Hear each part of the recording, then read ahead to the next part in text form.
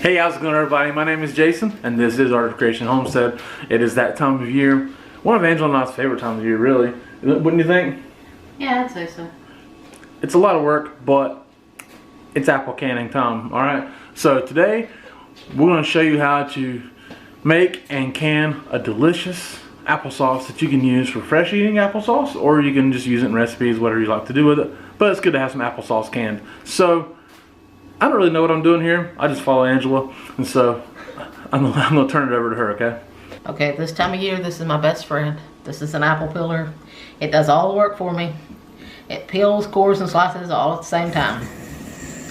If you don't have one and you're planning on doing a lot of apples, I would highly suggest you get one. Yeah, it's a big time saver, and you lose very minimal flesh. Yes, because you can set your blade. This is your peeling blade right here, and you can set that blade as low or as thick as you want. Like last year, we set it a little thicker because see, it just slides right under the skin if you have it where I have it, and you take off very little flesh.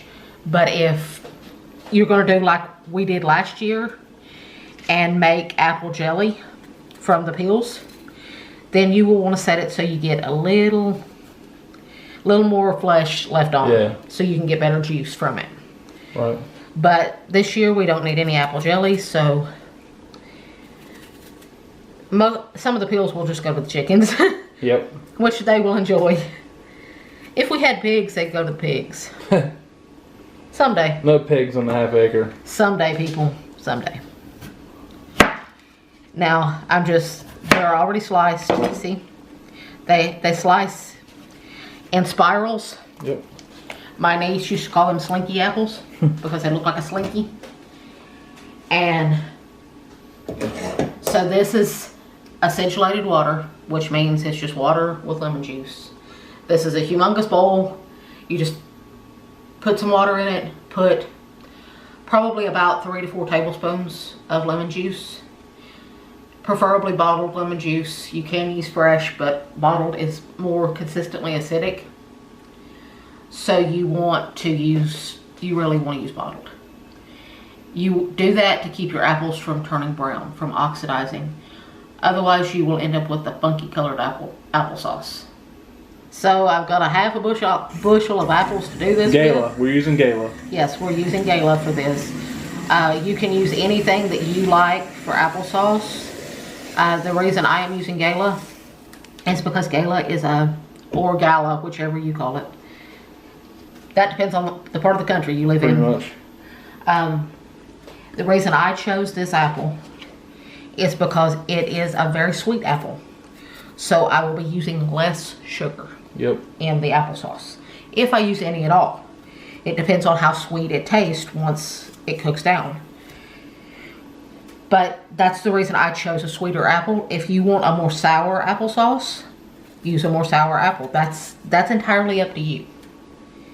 You make the call on how sweet or sour you want your apples to be. So now, I've got a half a bushel of apples to do. So I'll meet you back here when I get all of these done. As you can see, we have a very full pot. It's massive. We are doing this year in an electric roaster. This is an 18-quart electric roaster. This is going to be a lifesaver for us because this is over a half a bushel of apples. And it's holding all of it with extra room. Yep. So it could have actually held more than how many would you say we actually had, Jason? I don't know. It was over a half bushel. Over a half bushel. They were Galas. They were a little smaller, some of them. So it was over a half bushel. Yeah. Yep. And we fit that whole thing in here. So that's a good 25 pounds of apples broke down. Or more. Broke down. Between 25 and 30 pounds of apples broke down. Yeah. If you were doing this on a stove in a smaller batch, just do it on your stove in a Dutch oven or some kind of sauce pot or stock pot. Stock pots and things like that will tend to work best for something like this.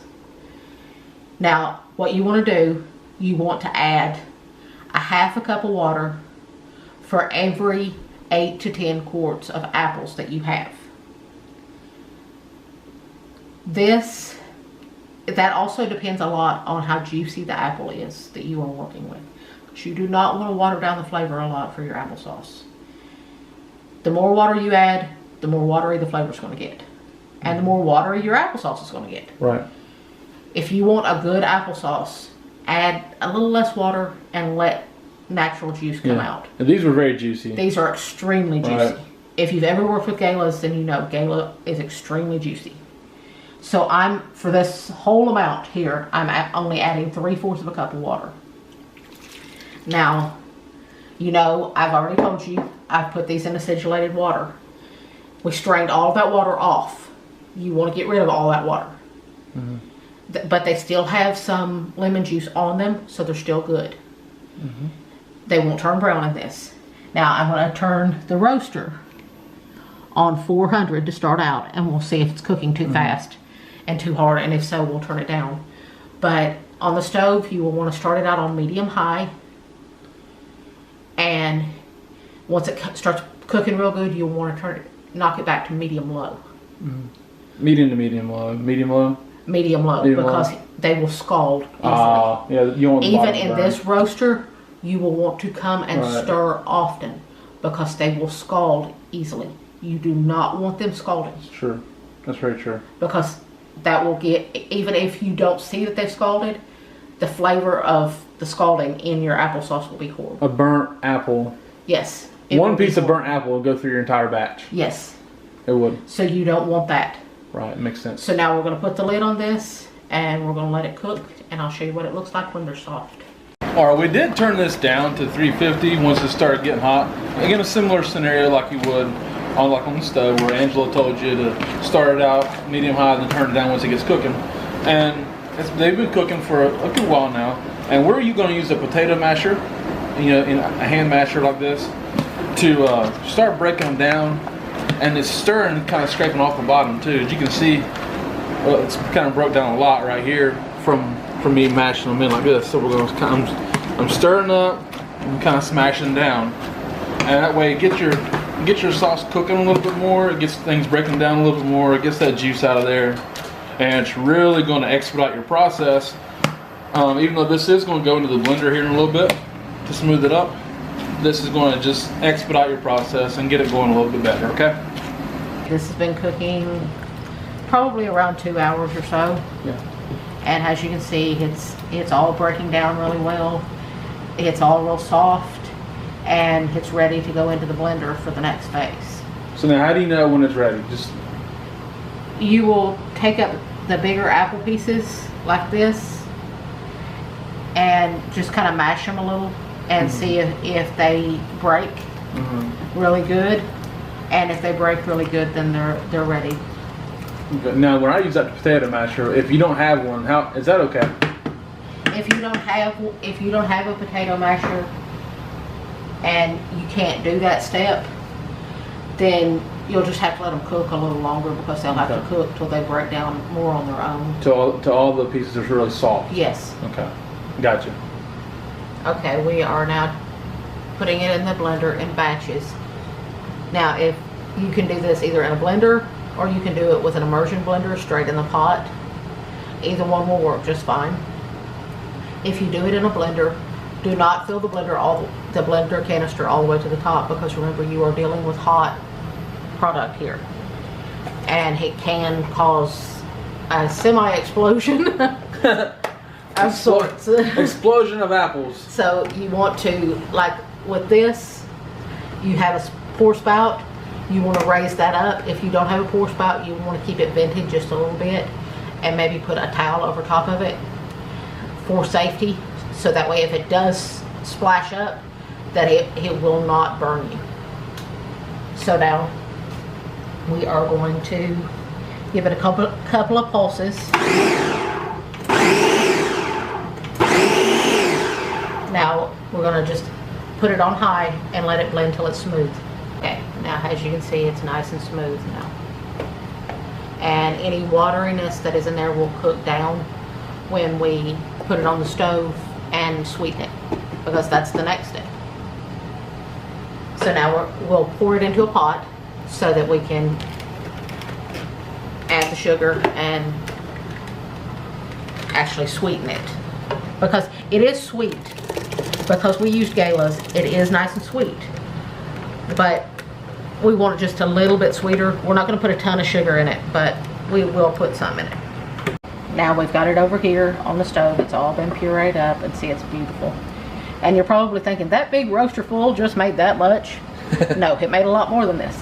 We had to take out some for a future canning recipe, which you do not want to miss. And I'm not telling you what it is. You'll just have to wait and see. So now we're going to sweeten this up. Now if you want natural unsweetened, you can just heat it back up here till it's nice and hot, and then go ahead and can it. But if you want a little bit of sweetness there to it, the general rule of thumbs for mildly sweet is about 1/8 of a cup per quart of applesauce. Now, if you want it sweeter than that, you will go a little higher on that. What we are going to do for this amount, we are going to add 1 cup of sugar. This is about 5 quarts, you think? 5 to 6. Yeah, it's around there. And we're going to add a cup. We're going to let it cook a little bit, and then we'll taste it and see if we think it needs a little more. This is all up to you. At this point, this is all up to you. You put as much sugar as you like in your applesauce. Okay, when you're going to heat it, what do you want the heat on? You will heat it on, just go ahead and turn it on medium, because this will scorch very easily. I'll turn this on medium. This will scorch extremely easily. You do not really want that to happen. Nope. So you are going to let it basically come to a little bit of a bubble on medium heat, and if it starts to seem like it's getting too hot too fast, you may want to turn it down to medium low.